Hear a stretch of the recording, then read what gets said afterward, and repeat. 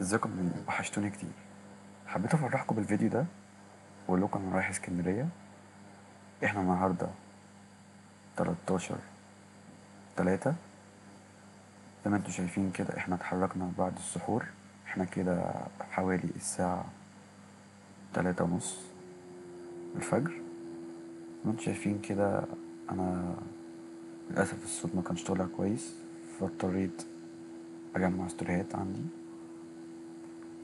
ده الطريق.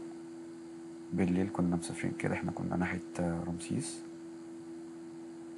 انا عارفش احنا كنا في عربيه فكنا قاعدين ورا. ومن امتع حاجه من صحابك ان انت تطلع معاهم وتروح اسكندريه بالليل كده وتصبح هناك الصبح.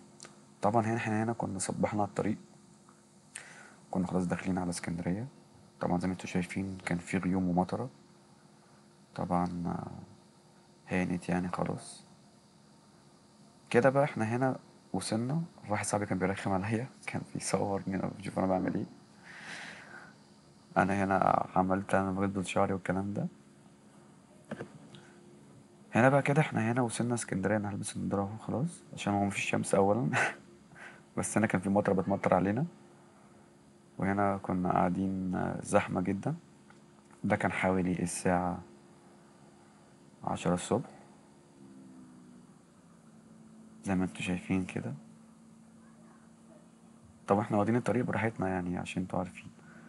بس من امتع الخروجات ان انت تروح اسكندريه كده صد رد يوم واحد. بس ب 400 جنيه دي مستحيل. انا عملناها وطلعناها ب 400 جنيه. طبعا زي ما انتوا شايفين طبعا الطريق كان زحمه طويل. طبعا احنا هنا طبعا طول الطريق كنا مشغلين اغاني عشان خاطر نتسلى. احنا هنا وصلنا على البحر زي ما انتوا شايفين. انا هنا كنت بتمشى، طبعا كان الجو فاضي. هنا كانت حوالي الساعة 1. كنا رايحين نشوف كافي بالراما ده بيقدم ايه عشان نحجز مكان لينا في الفطار. طبعا بقى زي ما انتوا شايفين كده انا ماشي. هنا بقى انا كنت هو حتة واقعة. ان انا بيني وبين منه المية كانت تبقى واحدة. زي ما انتوا شايفين جو جمال اسكندرية والهوا. طبعا الشمس كانت طلعت. طبعا انا هنا كنت متقل جدا، بس بعد شوية هقلع البلطو اللي انا لابسه. الواحد طبعا مكانش واخد امان. بس اسكندرية تحفة تحفة تحفة بجد حرفيا العيش. بقالي 3 سنين بروح اسكندرية يوم صد رد. نفسي اروحها واقعد فيها هناك اسبوع او اسبوعين او شهر. فبصراحة ده لازم هنا يحصل. كان المنظر والله ده بجد. لازم بعد يحصل. الساعة 6. شغال. طبعا احنا هنا خلاص كده مروحين، وهناك فطرنا. طبعا رجعنا القاهرة عشان نلحق نتسحر. لو الفيديو عجبكم متنساش تعمل لايك واشتراك، وتقولي اروح فين المرة الجاية.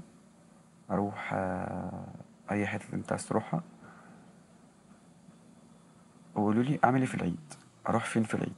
احنا في مفاجآت في العيد محضرها كتير، بس اللي انتوا تقولوا لي عليه في الكومنت اروح فين في العيد انا ما عنديش مانع. قولوا لي عايز اعمل تحديات مع اصحابي واحنا هناك مقضيين. قولوا لي.